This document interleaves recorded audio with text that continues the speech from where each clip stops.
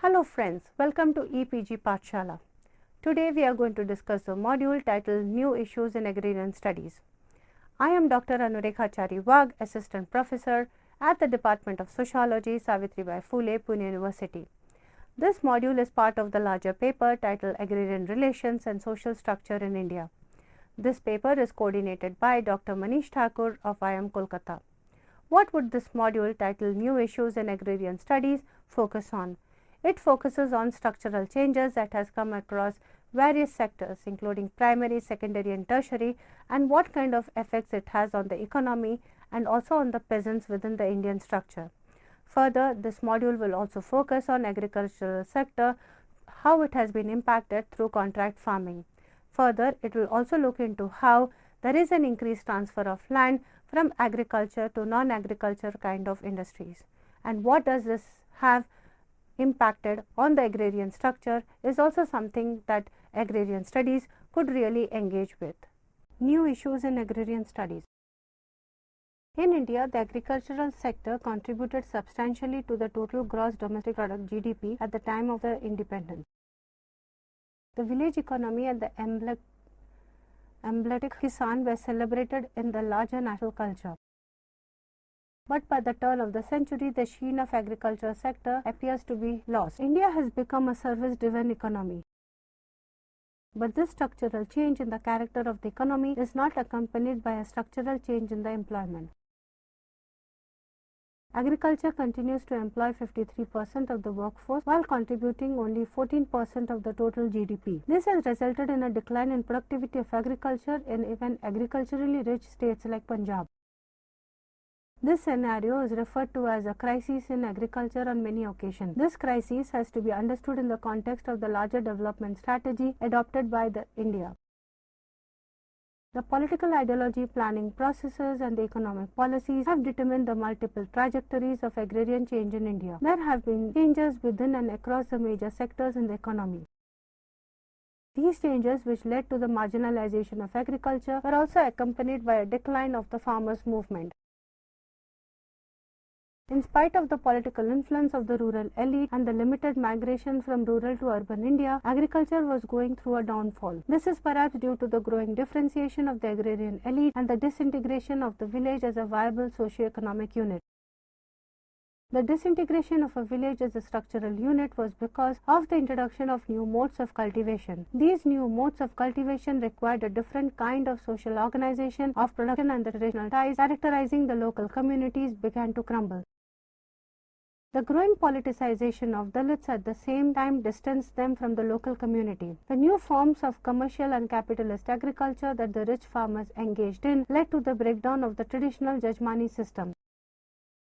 With the decline of agriculture, the transfer of land for non-agricultural usage began to be carried on at an increasing rate. It has been observed that the average size of land holdings in India has diminished in India from 2.28 hectares in 1970-71 to 1.23 hectares in 2005-2006. The proportion of marginal holdings, that is area less than 1 hectare, has increased and is now around 64.8%. These small farmers have lagged behind in the agricultural sector as the benefits of new modes of cultivation are reaped only by the big farmers. This group of population, along with rural landless people, are at a loss as they do not have the skills to get employed in industries. Industrialization has received impetus from the government ever since independence. For meeting the requirement of land for building industries, special economic zones, SEZs and other infrastructural projects, the transfer of agricultural land for non-agricultural usage is inevitable. The state has the power of eminent domain which enables it to acquire land for public purpose. This requires acquisition of land by private players also for the purpose of industrial development or infrastructural development. The new Act, Right to Fair Compensation and Transparency in Land Acquisition, Rehabilitation and Resettlement Act 2013 provides for clear guidelines and requirements for land transfer to private companies. In the given socio-economic environment and legal framework, this module will examine the structural changes across the primary, secondary and tertiary sector in the economy and its effect on the peasant class. It begins with describing the development path adopted by India after independence. Further, it discusses about the changes brought about within the agriculture sector through contract farming and its contribution to the socio-economic development of peasants. To understand the changes beyond agricultural sector, the effect of transfer of land from agriculture to non-agriculture sector are also examined. It concludes by raising questions about the general position of the peasants in the highly unequal society of our times. The development agenda. The development of a capitalist economic system in a country is necessarily accompanied by a transformation of its social structure. Partha Chatterjee explains the conceptual framework given by Sanyal for the development of capitalism in India and refers to the developmental model adopted in India after independence as a process of passive revolution. This is because, in spite of claiming to be inclined to socialism, planning had pursued modernization through industrialization. The political arena was dominated by the elites, and unlike what happens in a revolution, the dominant class was not overthrown. Land reforms and initiatives for agrarian development over the years have largely failed. The development process hence did not qualify as a real revolution. However, the establishment of democracy indeed provided an avenue for popular expression of varied interests. The uniqueness of the Indian capitalist process lies in the fact that the primitive accumulation of capital and welfare measures by the state as a part of passive revolution was carried out simultaneously.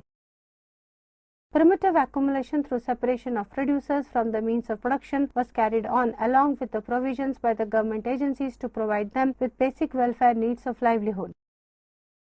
The passive revolution of capital helped secure hegemony of the elites along with rudimentary appeasement of the poor masses. This was also required because in India, larger conditions under which capitalism was getting established was different from those prevalent in the West. Europe could deal with the surplus labor created by land disposition by resettling them in colonies. The capitalist growth then was also far less capital intensive, which resulted in the creation of jobs for the dispossessed people. Such has not been the context in which capitalism took shape in India. Therefore, the conditions of poverty and inequality in India got exacerbated. The welfare measures of the state were like drops in the ocean. Not surprisingly, in recent times there have been growing incidences of farmer mobilization not only against the continued misery but also against the dispossession by the state and capital. There are numerous people's movements comprising of anti-cess struggles, movement against displacement and rights over common property resources. It is well established that as a large section of Indian workforce is trapped in agriculture for lack of alternative opportunities. They are in a low productivity sphere which leads to extremely low income and consumption expenditure. The social implication of such an economic condition is a rising unrest among peasant classes. With the advent of paradigms of human rights and justice, putting down peasant resistance by armed power of the state is no longer legitimate. The state therefore takes on several measures to reverse the effect of primitive accumulation of capital. These initiatives of the government to reverse the ruthless effects of capitalism in current times involve intervention of the market. The peasant and craft production is totally integrated into the market economy. Within agriculture sector, the new mechanism adopted with the intent of bringing prosperity to farmers is contract farming. The entire process involves large business houses, and it seems to be a path-breaking idea to link farmers to business and larger markets. Similarly, building large industries is considered as another option in the market economy to create employment for a large number of people. These large industries would create avenues for the development of the real estate, banking services, and the retail market. In the current globalized market economy, these are the ideas available. For careful understanding of these processes would reveal a different picture altogether. The economy has turned to be pro-business rather than become a pro-market one. A market economy would have created a level playing field and regional inequalities would have diminished. But available evidence confirms the view that development model pursued in India post-1980s was pro-business, resting on the ruling alliance of political and economic elites.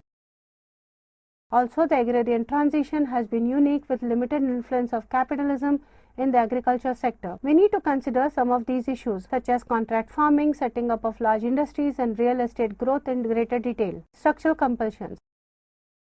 The new economic environment has led to reorganization and restructuring of the agricultural sector. The macro level policy changes in the direction of free market capitalism have impacted on agriculture. Agribusiness growth, which is defined as a process of industrialization of agriculture and rural production, takes place through either appropriationism or substitutionism. Both these processes are contradictory to each other, as the former is centered on exploitation of land and other biological resources through advanced technology to get cheaper material, and the latter focus on moving industry away from direct crop sources to create new products. Contract farming is a method of appropriationism through which biological resources are utilized to the optimum level to get enhanced level of output. It has been promoted by the World Bank and was introduced in India to ensure quality and timely availability of raw materials for the food processing industry. Contract farming was also left as the only way for involvement of large farms in agriculture, as captive farming is not allowed in India. Bringing the farmers and large farms together in effect leads to changes at three levels: production, processing and marketing. One of the models comprising of the different stakeholders involved in the contract farming is shown in figure 1. It basically comprises of four elements: a pre-agreed price, quality, quantity or acreage, minimum and maximum, and time. It can also be seen as a method of vertical integration where the different levels of supply chain are merged. However, whether integration takes place or not depends on the nature of the contract, which is mainly of three types: procurement contracts, partial contracts and total contracts. It is only in the total contract that perfect vertical integration takes place, as all the inputs are provided by the large farm and produce is brought at a pre-agreed price. The reasons for contract farming can be seen from both demand and supply side. Supply side forces were fueled by a growing application of agricultural technology leading to production to specification and preservation technology, while demand was fueled by rising income and increasing number of discriminating consumers. Contract farming as a concept can also be viewed as creating positive externalities which lead to institutional change at a wider level. The political economy viewpoint of this arrangement would, however, bring out that fact that contract farming leads to a diminishing role of the state in the agricultural sector and an increased focus on specialization, which would lead to an increasing shift to production of cash crops. In the long run, it would lead to capitalist penetration in agriculture and indirectly give the agribusiness a control on land. Such an approach rejects the various economic rationales for engaging in contract farming and brings out the influence of cultural and social relations of production in the arrangement of contract farming. There have been studies to prove that contracting has helped them generate better employment and acquire new skills for farming. However, farmers find these contracts biased and enforced strictly in case of default by the farmers due to the natural calamity loss. The large farms do not explain the pricing system, overprice their services and delay payments. This is explained as monopolistic exploitation, a system in the economy where one buyer is present, in contract farming by Shiva Ramakrishnan and Jyotishi. This leads to power asymmetry between producer and the buyer, resulting into exploitation of the farmer. Only an economic view of the process of contract farming would not help it understand it as a social phenomenon. The culture of village system influences the working and outcomes of the contract. It is due to cultural factors that the arrangement of contract farming becomes biased against producers, as they do not have the negotiating ability to get a fair share of the profit generated by the large farm from the produce. Also in India, there are several instances when the contracts are not written but oral in nature with loose specifications. It protects the large farms from all kinds of unforeseen obligations but makes sure that the farmers meet the contract provisions under all circumstances. The larger social impact of contract farming is also not favorable. Though contract farming has brought an employment boom and an increase in wage rate at the local level, this would not last for long, as companies plan to mechanize plantation and harvesting operations. The effect on the surrounding non-contract farmers can be detrimental as well. The shift to cash crop from basic food crops by large farmers due to contract farming can result in a price hike of the basic food crop. The poor farmers would not be experiencing the increase in income due to contract farming, but their expenses would increase. Such favoritism towards large farmers would result in a socially undesirable dual agricultural model. For the large farmers, there is an entire process of quality assessment and advance payment before entering into the contract. On the other hand, there is no such arrangement for small farmers. The farms have this discretion, especially in the procurement contracts, to reject The produce based in low quality and on many occasions favor large farmers who can bear the cost of investing in better inputs. The socio-economic divide existing in the rural agrarian system would further deepen due to the contract farming. Irrespective of the disadvantages that the system of contract farming can pose for the small and marginal farmers, it was introduced in India in the state of Punjab in the 1990s. The Zoll Committee report in 1986 on diversification of Punjab agriculture suggested more land to be brought under cultivation of fruits and vegetables. It was suggested that the economic conditions of small and marginal farmers would not improve without a change in the crop pattern and for the diversification in terms of technology used. In Punjab, the system was established by the entry of Pepsi Foods into potato and chili processing, which was later taken over by HLL. Both these are export-oriented companies which also led to internationalization of farming sector in Punjab. But most of these farmers were rich owing to large tracts of land and capital to invest in better agricultural inputs. Also, the area cultivated for fruit and vegetable remained less than 2% till late 1990s. There could be only shift in the area within fruit and vegetable sector. The number of farmers suicide in 1998 and 1999 in Punjab only validates that this arrangement has not improved the socio-economic conditions of small farmers. The Punjab government launched a multi-crop, multi-year contract farming scheme in 2002 and the Punjab Agro Food Grains Corporation was established as a nodal agency for the same purpose. This agency provided farmers with high-yielding variety of seeds from reputed companies, technical supervision and buybacks of the entire produce of the farmers to tie-ups with large firms. The plan was to bring 2.5 million acres of rice wheat area under alternative crops in 2007, which did not happen. Marginal farmers, that is farmers with marginal holding between 0.01 to 2.50 acres, hardly figure in the scheme. Similar is the case in Andhra Pradesh, where oil palm cultivation was encouraged to contract farming with the express objective of helping the small farmers. On the contrary, small farmers found the production of agaric more profitable as it was more labor intensive and the farmers could avail of the subsidized irrigation facilities.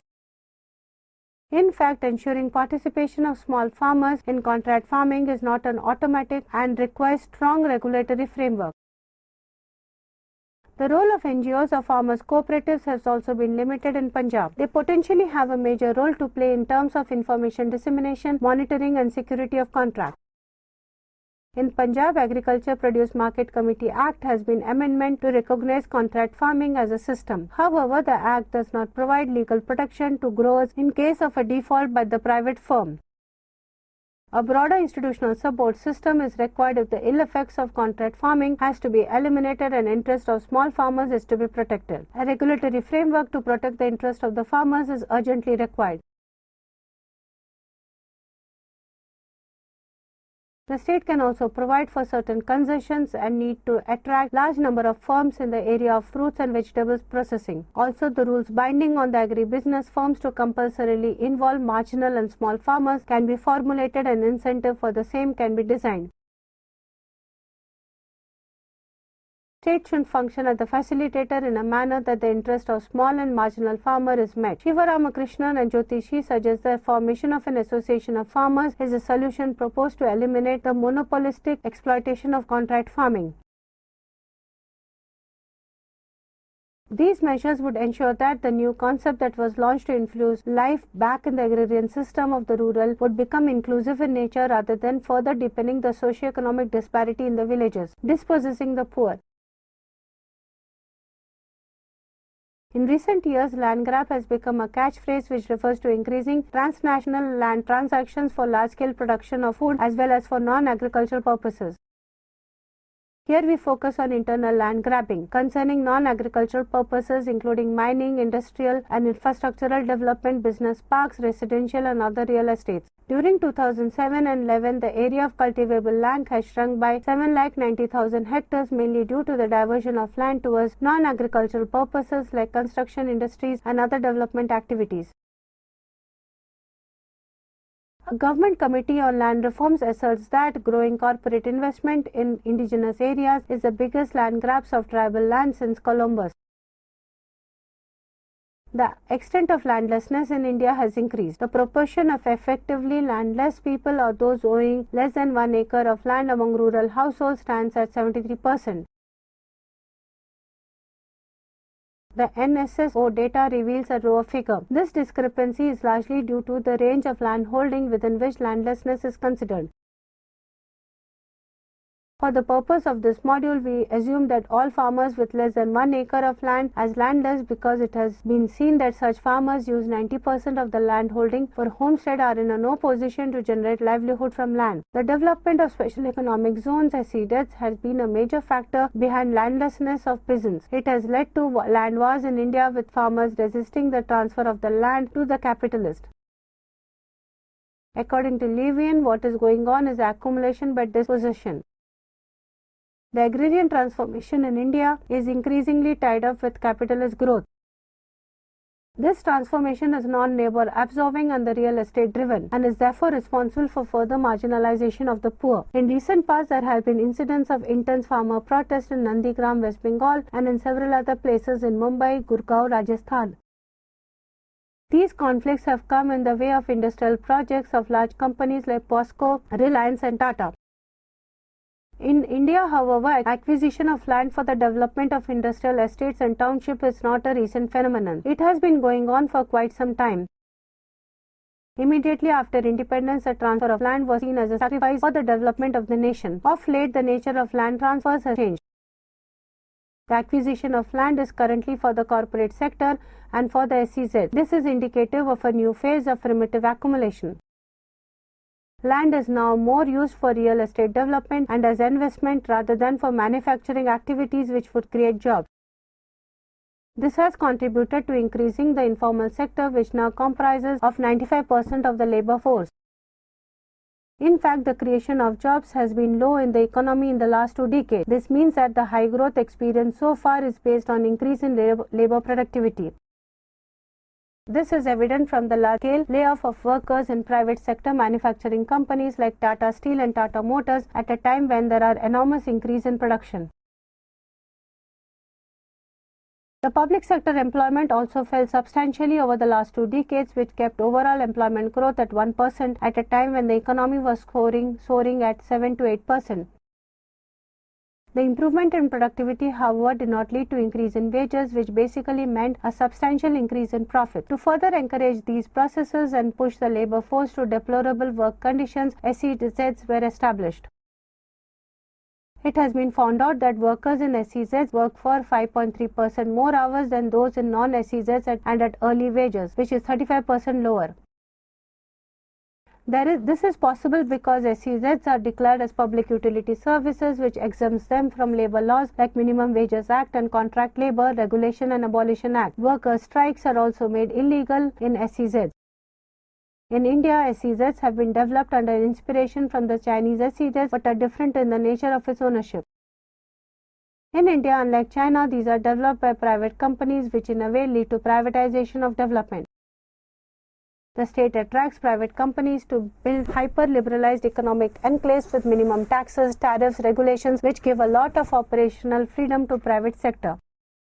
The SEZ Act of 2005 requires only 50% of the land to be used for productive purpose, and the remainder is to be used as per the wishes of the private developer. The 50% of the land meant for productive use is mostly used for housing development and associated social infrastructure like shopping complexes, private schools, golf courses. Therefore, in the name of privatized infrastructure, development has created several avenues for real estate gains. As per the Government of India data on the SEZ of May 2008, only 5% of the approved SEZs are multi-product. Information technology, IT information technology enabled services, SEZs comprise 62% of the total SEZ project. The employment at the IT and ITES SEZs will create is negligible. Sector only accounts for 0.3% of the country's employment and revenue is majorly from export. In effect, SEZs turn out to be a form of predatory accumulation of wealth by private players through dispossession of subsistence farmers from their land. Even otherwise in India, the land holding is fragmented in nature and the small holding peasantry is reluctant to sell their land for numerous reasons. Even when the farmers would like to exit agriculture, they are not ready to surrender the land as it is valued in ways which are not easily reducible to exchangeable value. It is for this reason that the private companies are reluctant to exchange in direct land transactions with the farmers and prefer the state's involvement as a facilitator for the land transfer. Large projects are therefore given land through the eminent domain provision of the state, which allows the state to acquire land for public purpose. SEZs thus have become a legitimate mechanism for unrestricted private capital accumulation in which the state acts as a broker. As a consequence, land is made artificially cheap. The land transactions are not governed by the market forces and hence the small landowners are at a relative economic disadvantage. The value of agricultural land is also underestimated as it is based on average listed sales prices of previous years, which are lesser than the real purchase price. In the case of Mahindra World City in Rajasthan, even though ownership of land is with the state government, the company has a 99 years lease and 40% of the land is developed as lifestyle zone. The real estate development in Gurgaon has also negatively impacted the agrarian structure in the vicinity. Several commercial farmers, in fact, have been reduced to subsistence level farmers due to grabbing of the land. These peri-urban residents have been pushed into other livelihood activities such as working in brick lanes or nearby shops. In several cases, the effect of receiving cash in lieu of land has led to increase in idleness and alcoholism. The impact of dispossession of the farmers from the land is far-reaching in its implications. It brings distortions to the agrarian structure and transforms the lives of the farmers in fundamental ways. The SEZ developer in a state-appointed capitalist landlord which has made the state a key player in the entire process of dispossession. Despite the resistance on several instances at multiple levels, the states have not yet made any serious policy intervention on this count. After the SEZ Act was passed in 2005, by 2006, 464 SEZs were approved, which has increased to almost 600 in the recent years. The details are shown in picture 2. The approved SEZs would require over half of the million acres of land. Given the present agitations on the issue, the transfer of land is not going to be smooth. In states like Goa and West Bengal, the establishment of SEZ has already been put on hold in the context of opposition to them. In Goa, 7 SEZ had got final approval by 2007, which was opposed by civil society. It was perceived as a land and resource, mainly water grab for the real estate sector and industry. People were against the arbitrary and illegal handing over the local resources for private profit. In Goa, however, the central issue was not merely land possession but also environment hazards that SEZs would bring forth. It was seen as impacting the livelihood relationship between man and nature. The activists demanded locally appropriate projects would require reconstitution from below of the relationship between land and resources. In West Bengal and Medinapur, people have been waiting for years for the utilization of land after it had been transferred for the industrial projects. They have neither received compensation nor are able to cultivate their land. The entire process of land acquisition finally becomes faulty due to absence of any arrangement for rehabilitation of the dispossessed, which raises the question of compensation to both small peasants and agricultural laborers in the process of land acquisition in West Bengal. Till now, the acquisition of land was carried out under the colonial law, namely Land Acquisition Act of 1894, which does not have any provision for rehabilitation. Section 3 of the Land Acquisition Act 1894 poses lot of problems. It attempts to define public purpose but its loose language creates an opportunity for companies to project their ventures as an initiative to serve public purpose.